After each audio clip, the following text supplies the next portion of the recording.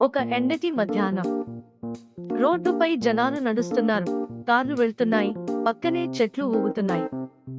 వాతావరణం సూర్యకాంతితో నిండిపోయి ఉంది. తను ఆనందంగా స్కూల్ నుండి ఇంటికి వెళ్తూ చిన్న బ్యాగ్ వేసుకుని పాటలు పాడుకుంటూ నడుస్తోంది. తను గమనించింది, రోడ్డు మధ్యలో ఒక చిన్న గోధుమ రంగు కుక్కపిల్ల ఒంటరిగా కూర్చుంది. అది భయంతో వణికిపోతూ ఉంది. తను ఒక్కసారిగా ఆగిపోయి కుక్కపిల్లను ఆందోళనగా చూసింది. అది అక్కడే ఉంటే ప్రమాదం జరుగుతుందని ఆమెకు తెలుసు. ఏకకాలంలో తను జాగ్రత్తగా రెండు వైపులా చూసి కుక్కపిల్ల దగ్గరకు పరిగెత్తింది.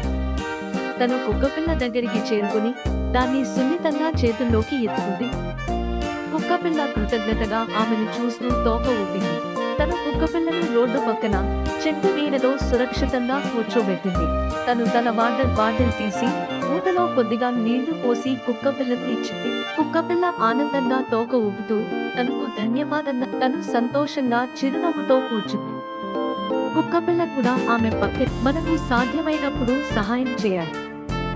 ఎంత చిన్నదైనా సాయం, అది ఎవరికో చాలా పెద్దది కావచ్చు.